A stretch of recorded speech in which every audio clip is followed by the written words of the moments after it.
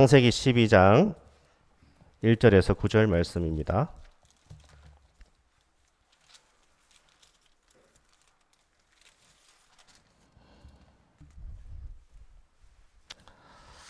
창세기 12장 1절에서 9절 말씀, 제가 하나님의 말씀을 대독하겠습니다.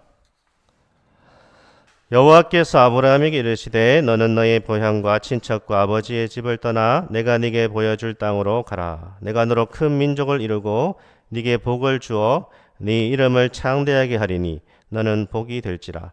너를 축복하는 자에게는 내가 복을 내리고 너를 저주하는 자에게는 내가 저주하리니 땅의 모든 족속이 너로 말미암아 복을 얻을 것이라 하신지라. 이에 아브라함이 여호와의 말씀을 따라갔고 롯도 그와 함께 갔으며 아브라함이 하란을 떠날 때에 75세였더라. 아브라함이 그의 아내 사레와 조카 롯과 하란에서 모은 모든 소유와 얻은 사람들을 이끌고 가나안 땅으로 가려고 떠나서 마침내 가나안 땅에 들어갔더라. 아브라함이 그 땅을 지나 세겜 땅 모래 상수리 나무에 이르니 그때에 가나안 사람이 그 땅에 거주하였더라. 여호와께서 아브라함에게 나타나 이르시되 내가 이 땅을 네 자손에게 주리라 하신지라. 자기에게 나타나신 여호와께 그가 그곳에서 제단을 쌓고 거기서 베델 동쪽 산으로 옮겨 장막을 치니 서쪽은 베델이요 동쪽은 아이라. 그가 그곳에서 여호와께 제단을 쌓고 여호와의 이름을 부르더니 점점 남방으로 옮겨 갔더라. 아멘. 예, 아브라함 복이 되다라는 말씀으로 말씀을 나누겠습니다. 아브라함은 하나님으로부터 부르심을 받았다고 지난번에 우리가 살펴봤는데요. 이 하나님의 부르심은 현실적으로는 어려웠지만 그러나 그 부르심은 은혜로운 부르심이고 이 부르심이 복된 부르심이었다. 그래서 하나님께서 우리를 은혜 가운데 우리를 구원으로 부르셨고 또 사명으로 부르셨다라는 것을 우리가 살펴봤습니다. 그래서 우리는 일평생 이 부르심을 잘 깨닫고 이 부르심에 반응하는 삶을 살아야 되는 것이죠. 나를 하나님께서 구원으로 부르셨다. 주님께서 나를 사명으로 부르셨다. 각자 자기 인생을 향한 하나님의 사명이 있다라는 것이죠. 그것을 발견하고 그것에 응답하는 삶이 바로 부르심을 따라가는 삶이다. 그래서 나는 하나님께서 어떠한 부르심으로 나를 부르셨는가, 어떠한 사명으로 나를 부르셨는지를 깨닫고 발견하고 그 부르심을 따라가야 그것이 복된 인생이 된다라는 것을 우리가 살펴봤습니다. 그런데 아브라함은 이 하나님의 영광의 부르심, 그것을 현실 속에서는 잘 경험하지 못하는 상태였다라는 것이죠. 왜냐하면 초반의 부르심에서 그의 가정에는 많은 친험과 많은 어려움이 있었기 때문에 그렇습니다. 그러나 아브라함은 계속 앞을 향해서 하나님이 지시할 땅을 향해서 가야 했는 거죠. 아니, 하나님께서 아브라함을 이끌고 가셨다라는 것이죠. 왜냐하면 하나님은 아브라함을 통하여서 이루고자 하시는 하나님의 비전이 있었다라는 것입니다.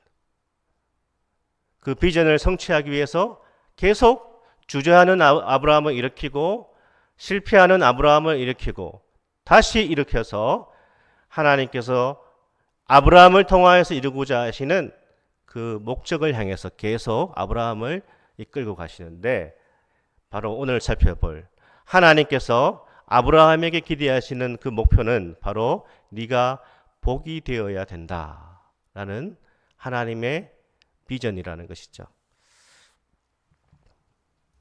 아브라함은 어떻게 복이 될 수 있을까요?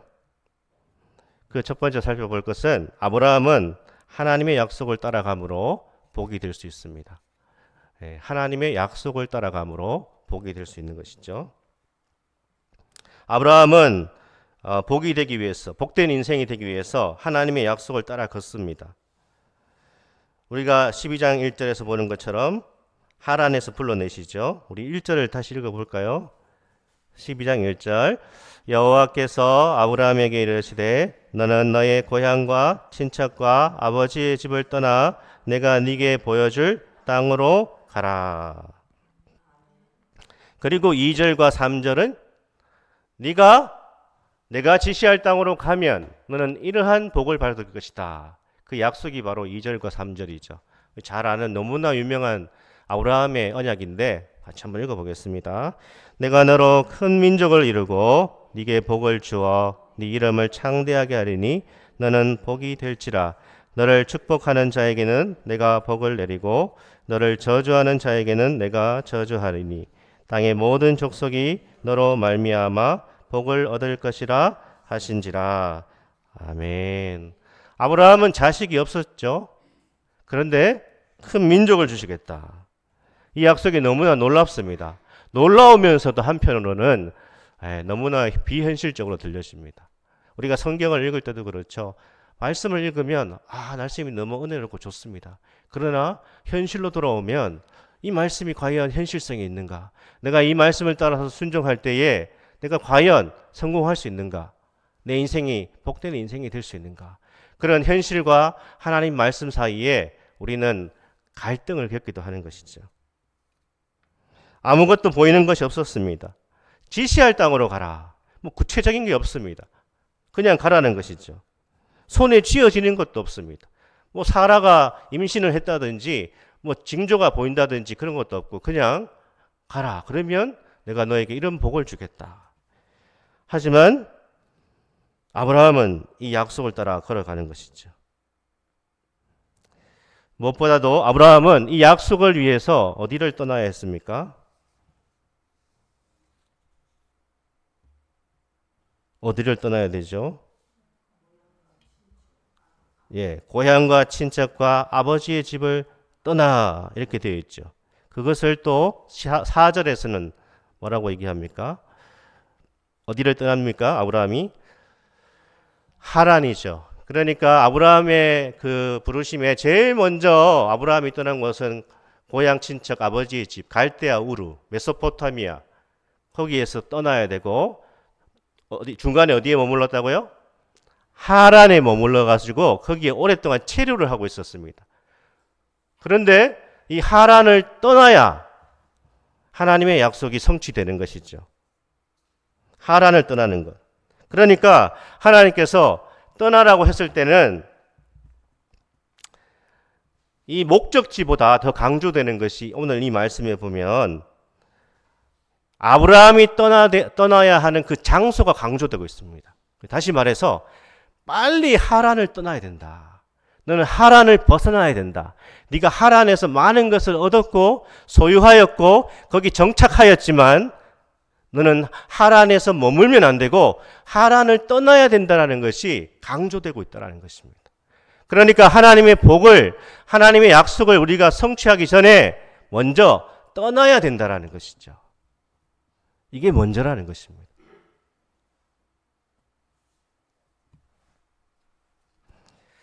하란을 떠나야 되고 고향 친척 아버지 집을 떠나야 했습니다. 왜 그렇죠? 아브라함은 계속 고향으로 돌아가고 싶은 마음이 있었다는 것입니다. 이걸 표면적으로 보면 향수병이라고 하는 거죠. 계속 돌아가고 싶은. 우리 집에도 향수병에서 치료를 못 받은 애들이 아직 있는 것 같아요. 그렇죠. 사람은 자기가 오랫동안 머물렀던 그 고향, 오랫동안 거주했던 그곳을 떠나는 것이 너무나 힘듭니다. 그래서 하나님께서 계속해서 어떻게 해요? 떠나야 된다. 갈대아 우르를 떠나야 되고 하란을 떠나야 된다. 그렇게 말씀하고 있는 것이죠. 우리는 우리의 옛사람을 떠나야 되고요. 옛 본성을 떠나야 됩니다. 그래야 하나님의 약속을 우리의 삶 속에서 나의 것으로 경험하게 되는 것이죠. 우리는 하나님의 부르심보다 나의 욕심과 나의 욕망을 계속 붙들고 있는 것이죠. 그것이 우리의 하란이라는 것입니다. 내가 내려놓지 못하고 있는 나의 옛사람, 나의 옛 본성, 나의 욕심, 나의 인간적인 자아, 이런 모든 것이 우리의 하란이라는 것이죠. 여기에서 계속 떠나야 되는 것입니다. 하나님은 거기에서 떠나기를 원하시는데 우리는 계속 거기에 붙들려 있는 것이죠. 우리는 육체가 원하는 것을 따라 살고 싶습니다. 내가 원하는, 내가 내가 하고 싶은 대로 하고 싶은 그 마음대로 살고 싶습니다. 우리는 우리 자신에게 정직하게 우리 자신을 돌아다보면 그렇습니다. 내가 정말 내려놓았는가? 내가 정말 떠나고 있는가? 나는 하나님의 말씀을 따라서 떠나가고 있는가? 그것을 우리는 항상 돌아봐야 되는 것이죠. 아브라함은 익숙한 환경에 모든 것을 갖춘 그 삶의 터전에 안주하고 싶었습니다. 하나님이 나에게 믿음의 도전을 주실 때에 순종하는 것이 쉽지 않습니다. 결코 쉽지 않습니다. 우리는 하나님을 믿지만 그냥 적당히 믿고 싶습니다. 절대로 내가 정한 그 자기만의 그 경계가 다 있죠. 그것을 넘어가지 않으려고 합니다. 그것이 다 우리의 하나님입니다. 나는 여기까지만 순종할래요.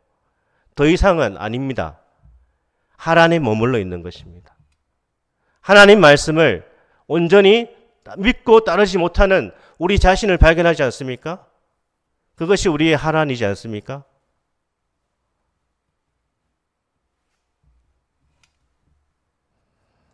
그러나 하나님은 네가 붙들고 있는 그 하란을 떠날 때에 내가 너를 복되게 할 것이다 라고 말씀하시는 것이죠. 내가 지고 있는 것을 내려놓을 때 비로소 하나님의 약속이 실현되는 것이죠. 사랑하는 여러분, 우리가 하나님 외에 더 많이 의지하는 것이 있습니까? 그것을 계속 내려놓고 거기에서 떠날 수 있어야 되는 것입니다. 우리는 계속해서 나의 인간적인 욕심에서 떠나는 삶을 살아야 되고요. 나의 이기심에서 벗어나는 삶을 살아야 됩니다. 그래야 우리는 하나님의 약속의 그 복을 누릴 수 있는 것이죠. 하나님께서 이렇게 약속을 주셨지 않습니까? 큰 민족을 너에게 허락할 것이다. 큰 민족을 이루게 할 것이다. 이것은 그냥 대가족이나 큰 부족이 아니라 하나의 국가를 의미하는 것입니다. 큰 나라, 큰 국가를 의미하는 것이죠. 지금 자식이 없습니다. 아내는 불임입니다. 하나님의 약속이 터무니없이 보입니다. 이 노인들이잖아요. 연세 많은 지금 75세, 나중에는 99세가 되는데 터무니없어 보이는 약속입니다. 그러나 하나님의 계획하시는 것은 큰 민족을 이룰 것이다. 이 약속을 하고 계시는 것이죠. 이 약속을 위해서는 네가 하란을 떠나야 되고 고향 친척 아버지의 집을 떠나야 된다라고 말씀하십니다. 두 번째 복이 뭡니까? 네게 복을 줄 것이다. 이렇게 말씀하시죠. 너에게 복을 줄 것이다. 사랑하는 성도 여러분, 하나님께 복을 받기를 원하시는가요? 복을 싫어하는 분 있습니까? 복은 누가 줍니까? 복은 하나님이 주시죠. 우리는 기복주의를 경계해야 됩니다. 기복주의가 뭡니까? 우리 신앙생활 할 때 기복주의를 경계해야 된다, 기복주의를 경계해야 된다 하는데 기복주의가 뭐죠? 기복주의는 복을 주신 분은 생각하지 않고 그 복만을 쫓아가는 것이 기복주의죠. 그러나 모든 복은 하나님으로부터 오는 것이죠. 이거는 분명한 사실입니다. 그래서 모든 복의 근원은 바로 하나님이시죠. 하나님이 복을 주시는 것이죠. 하나님은 모든 복의 수여자십니다. 그래서 하나님께서 복을 약속하는 것입니다. 내가 너에게 복을 주겠다. 그렇게 말씀하십니다.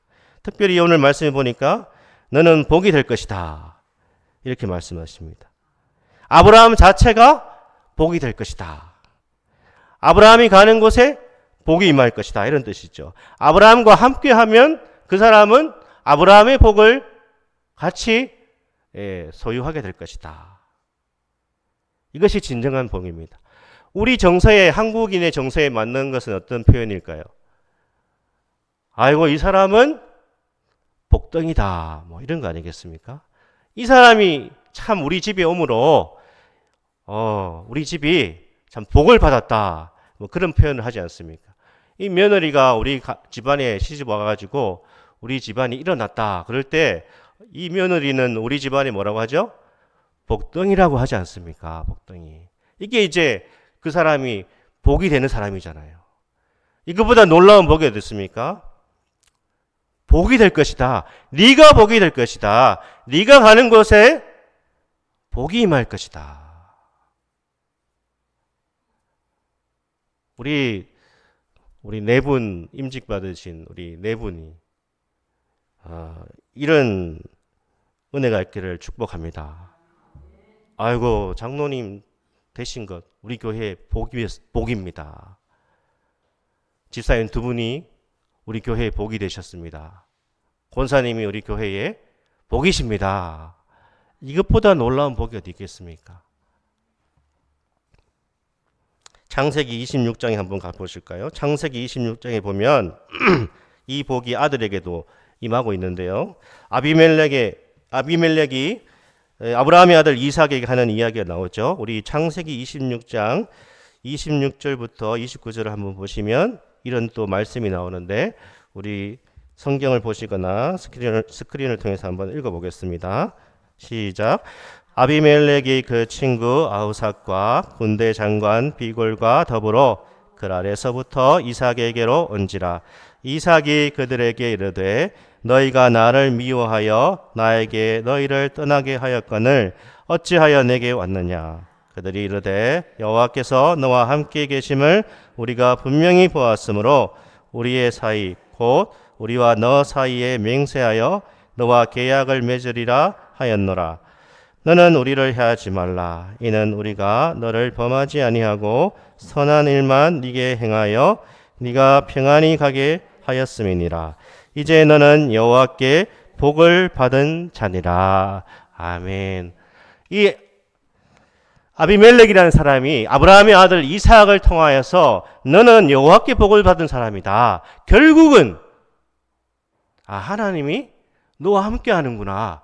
이걸 이제 주변 사람이 경험하고 있는 것이죠. 아버지가 경험했던 그 복이 아들에게도 지금 임하고 있는 것입니다. 아버지가 가는 곳마다 주변이 복을 받았습니다. 아들이 가는 곳마다 어떻게 해요? 복을 받고 있는 것이죠. 이것이 바로 하나님이 약속하신 복이죠. 네가 복이 될지라. 우리 한번 옆 사람한테 축복하겠습니다. 네가 하면 안 되고요. 우리 집사님이 복이 될 것입니다. 복이십니다. 그렇게 한번 축복해 보세요. 집사님이 장로님이 복이십니다. 네, 반말하시면 안 되고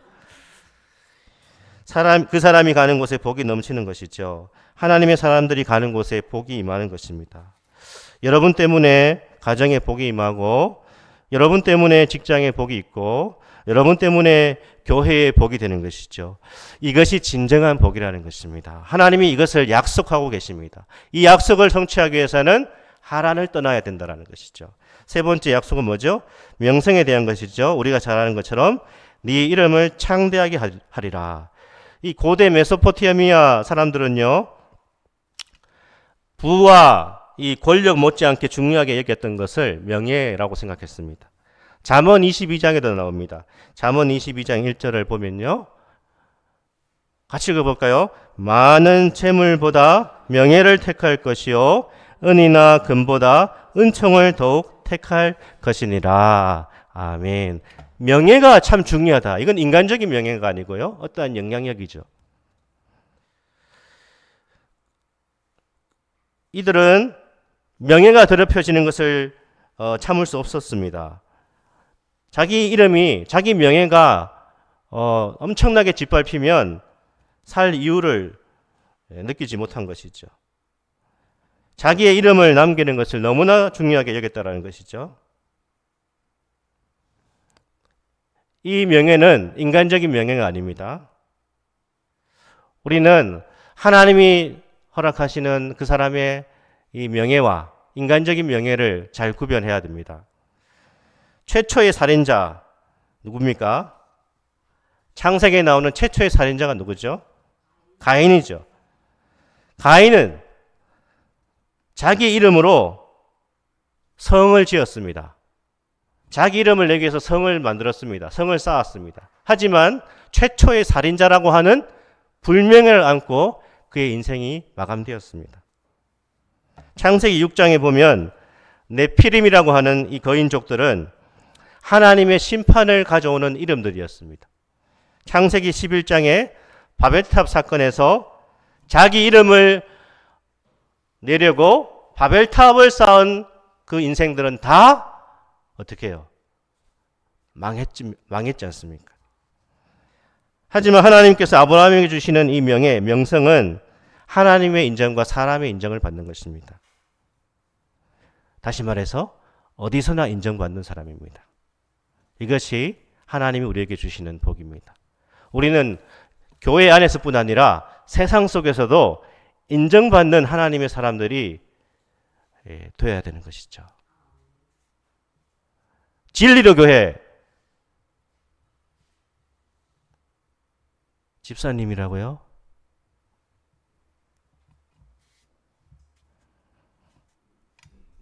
어떤 평가를 우리는 받아야 되겠습니까? 진리로 교회 목사님? 잘 모르더라고요. 진리로 교회인지도 잘 모르고. 그런데 하나님과 사람에게 인정을 받는 것이 진정한 명성이라는 것이죠. 하나님과 바른 관계를 맺어가는 사람, 하나님의 이름을 높이고자 하는 그 사람은 반드시 선한 영향력을 드러내는 것입니다. 아브라함은 하나님의 약속을 붙들고 믿음으로 전진함으로 복이 되는 것이죠. 두 번째는요, 오늘 말씀해 보니까 아브라함은 예배자가 됨으로 복이 되는 것입니다. 아브라함은 하란을 떠나서 가나안을 향했고 마침내 가나안에 도착했다고 4절과 5절에서 말씀하고 있는데 우리 4절 5절을 한번 읽어볼까요? 이에 아브라함이 여호와의 말씀을 따라갔고 롯도 그와 함께 갔으며 아브라함이 하란을 떠날 때에 75세였더라. 아브라함이 그의 아내 사레와 조카 롯과 하란에서 모은 모든 소유와 얻은 사람들을 이끌고 가나안 땅으로 가려고 떠나서 마침내 가나안 땅에 들어갔더라. 아멘. 아브라함은 가장 먼저 세겜 땅에 도착했다고 되어 있습니다. 그런데 그 땅에 장애물이 있었다고 하죠. 6절을 보실까요? 아브라함이 그 땅을 지나 세겜 땅 모래 상수리 나무 이르니 그때 가나안 사람이 그 땅에 거주하였더라. 하나님을 모르는 이방 사람들이 있습니다. 우상 숭배하는 사람들이 살고 있었습니다. 하나님의 말씀을 따라 순종의 길을 걸어왔는데 장애물을 만난 것입니다. 적대적인 가나안 문화와 우상 숭배가 만연한 땅이었습니다. 인간적으로 봤을 때 얼마나 힘이 빠지겠습니까? 하나님이 지시할 땅으로 가라고 했을 때에 가나안에 도착했으면 모든 것이 참 하나님의 축복에 걸맞는 그런 환경이 되어야 되는데 그렇지 않았다는 것이죠. 그러나 아브라함은 이 모래 상수리 나무 아래에서 제단을 쌓고 있습니다. 우리 7절부터 9절도 한번 읽어보겠습니다. 여호와께서 아브라함에게 나타나 이르시되 내가 이 땅을 네 자손에게 주리라 하신지라. 자기에게 나타나신 여호와께 그가 그곳에서 제단을 쌓고 거기서 베델 동쪽 산으로 옮겨 장막을 치니 서쪽은 베델이요 동쪽은 아이라. 그가 그곳에서 여호와께 제단을 쌓고 여호와의 이름을 부르더니 점점 남방으로 옮겨갔더라. 아멘. 아브라함은 처음에 작고 초라한 제단을 쌓았습니다. 스스로 돌을 모아서 예배의 단을 쌓아 올린 것입니다. 사랑하는 여러분, 하나님의 약속과 하나님의 복을 받는 사람, 복이 되는 사람, 복을 실현해 나가는 사람은 가장 먼저 예배자가 되는 것이죠. 아브라함은 가는 곳마다 제단을 쌓고 있습니다. 모래 상수리 나무에 가면 그곳에 제단을 쌓고 베델과 아이 사이에 가서도 단을 쌓았다고 되어 있죠. 이후에 아브라함의 일생을 보면요. 헤브론에 가는데 헤브론에 가서도 제단을 쌓고 있습니다. 우리는 어디서나 예배자로 살아야 되죠. 우리가 살아가는 삶의 순간순간이 하나님을 인정하고 고백하는 자리가 되어야 된다는 것입니다. 사랑하는 여러분, 우리가 일주일에 한 번 교회에 와서 예배 드리고 돌아가는 것이 신자의 의무를 다했다 생각하시면 안 됩니다. 어떤 가정이 주일 예배를 드리기 위해서 예배당에 앉았습니다. 언제나 부모는 예배 시작부터 마지막까지 졸다가 돌아갔습니다. 그날도 예배가 시작하자마자 깊은 잠에 빠졌습니다. 갑자기 옆에 있던 어린 아들이 아빠의 옆구리를 찌르면서 이렇게 말했죠. 아빠, 빨리 요금 내고 가자. 예, 엄마 아빠가 하는 모습을 보니까 예배 드리는 것이 아니라 요금 내고 가야 된다고 생각했던 거죠. 사랑하는 여러분, 하나님은 주일에 예배당에 와서 잠깐 뵙고 가는 그런 존재가 아닙니다. 삶의 모든 자리에서 하나님을 하나님으로 인정하고 하나님의 이름을 부르며 하나님만 의지하며 살아가는 것이 진정한 예배라는 것입니다. 하나님만을 신뢰하며 내 삶의 장래와 내 삶의 모든 미래, 모든 것을 그분에게 맡기고 그분을 신뢰하는 것이 바로 진정한 예배고 그것이 예배자의 모습입니다. 이 믿음이 있는 사람은 삶의 예배자가 되는 것입니다.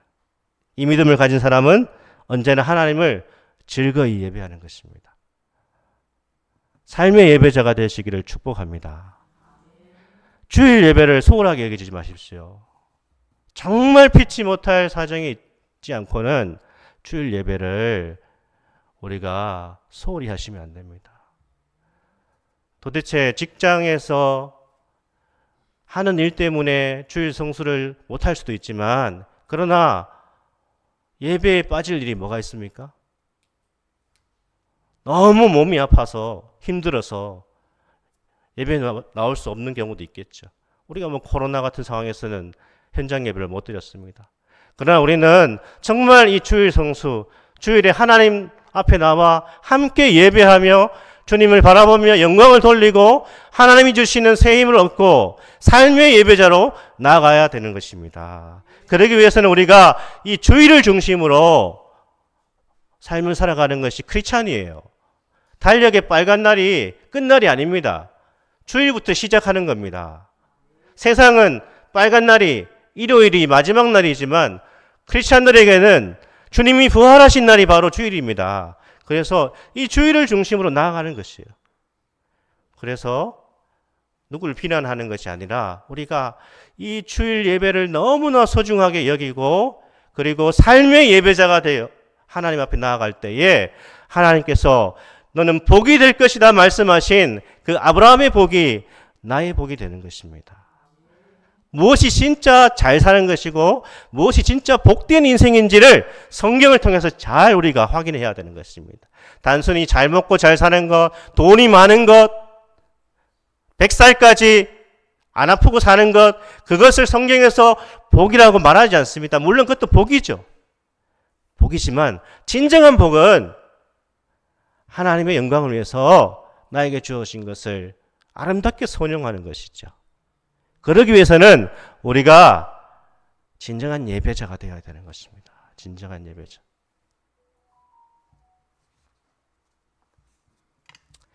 아브라함은 마침내 가나안 땅에 들어갔다고 되어 있습니다. 마침내. 그 불완전한 믿음의 첫걸음을 떼었겠죠. 아브라함이 얼마나 염려가 있었겠습니까? 근심했었겠습니까? 불안했겠습니까? 지시할 땅으로 가라. 너에게 있는 모든 것을 남겨두고 하란을 벗어나라고 했을 때에 아브라함이 얼마나 불안했겠습니까? 염려가 많았겠습니까? 우리가 살던 곳을 떠나오는 것은 너무나 힘든 일입니다. 그런데 자기가 이룬 모든 것, 하란에서 이룬 그 많은 것들, 그것을 벗어나서 하나님의 그 말 한마디, 말씀 한마디 따라서 나아가는 것이 얼마나 힘들었겠습니까? 그러나 아브라함은 그 불안하고 염려스럽지만 믿음의 첫 발을 떼어서 한 발짝 한 발짝 계속 하나님이 지시하시는 그 약속의 땅을 향해서 걸어가고 있지 않습니까? 이것이 신자들의 부르심이고 우리의 삶이죠. 우리의 믿음인 것입니다. 완전하지 않지만, 약하지만, 염려가 있지만, 불안하지만 하나님의 약속의 말씀을 믿고 한 발짝 내디딜 수 있는 것. 마침내 약속의 땅에 도착했더라. 인류 역사상 최초의 자동차 실험에서 이 자동차가요, 1시간에 가는 거리가 얼마인 줄 아십니까? 최초의 자동차 실험에서 1시간 동안 자동차가 가는 거리가 3km였다고 합니다. 그러니까 사람 걸음걸이와 비슷합니다. 제가 이 공원을, 모정공원을 돌아보니까 1시간에 3km라는 건 사람 빨리 걷는 걸음 정도밖에 안 되는 거죠. 자동차가 처음에 그랬다는 것입니다. 그 당시에 이제 마차하고 같이, 자동차하고 같이 달리면요, 마차가 더 빨랐다고 합니다. 그래서 마차 타고 가는 사람들이 자동차를 막 비웃었다고 그러죠.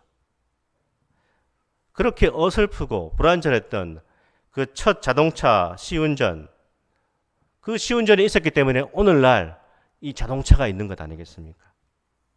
사랑하는 여러분, 약속을 붙들고 한 걸음 한 걸음 순종하며 나아갈 수 있기를 축복합니다. 하나님의 약속을 따라서 복이 되기 위해서, 하나님이 말씀하신 너는 복이 될지라, 이 복이 나에게 실현되기 위해서는 계속 약속을 따라서 걸으셔야 되는 것이죠. 아브라함은 복이 되기 위해서 약속의 말씀을 붙들었고요. 아브라함은 복이 되기 위해서 삶의 예배자가 되어가고 있습니다. 하나님은 오늘도 우리를 아브라함의 복으로 부르십니다. 그 복을 사모하는 우리 모두가 되기를 축복합니다. 그 복이 뭡니까? 아브라함의 복이 되는 것이 무엇입니까? 겨우 나 혼자 잘 먹고 잘 사는 것이 아닙니다. 나 혼자 부자 되는 것이 아닙니다. 남이 어찌 되든지 간에 나만 잘 먹고 잘 살면 된다. 그런 생각은 예수 안 믿어도 충분히 할 수 있는 생각 아닙니까? 그렇게 생각하고 있다면 예수를 믿을 이유가 뭐가 있겠습니까? 세상 사람들 다 그렇게 생각합니다. 세상 사람들의 목적이 뭐죠? 목표가 뭡니까? 잘 먹고 잘 사는 건 아닙니까? 부자 되는 건 아닙니까? 오래 사는 건 아닙니까? 그 생각은 예수 안 믿어도 다 가지고 있는 생각입니다. 그렇다면 굳이 우리가 예수를 믿을 필요가 없는 것입니다. 우리가 예수님을 믿고 있다는 것은 뭡니까? 아브라함의 복이 나의 복이 되는 것입니다. 나를 통하여서 많은 사람들이 복된 인생이 되는 것입니다. 나를 통하여서 하나님의 약속과 하나님의 축복이 흘러 넘치는 것입니다. 이런 인생을 살 수 있기를 축복합니다. 이런 교회가 되게 하여 주시옵소서. 우리 교회가 이런 교회, 문경시에서 우리 교회만 잘 먹고 잘 사는 교회가 아니라 우리 교회는 하나님의 약속을 따라서 아브라함의 복이 되는 그런 교회가 될 수 있도록, 믿음의 첫 발을 내디딜 수 있도록 하나님 은혜를 주십시오. 이런 은혜가 있기를 축복합니다. 아멘. 같이 기도하겠습니다. 하나님, 오늘 아브라함을 부르시면서 네가 복이 되어라, 너는 복이다 라고 말씀하십니다. 그러기 위해서는 하나님의 약속을 붙들고 걸어야 됩니다. 그러기 위해서는 예배자가 되어야 됩니다. 하나님, 우리에게도 내가 복된 인생이 되기 위해서 하나님의 약속을 붙들게 해주시고, 또 삶의 예배자, 진정한 예배자 되게 하여 주십시오. 그렇게 같이 한번 기도하겠습니다.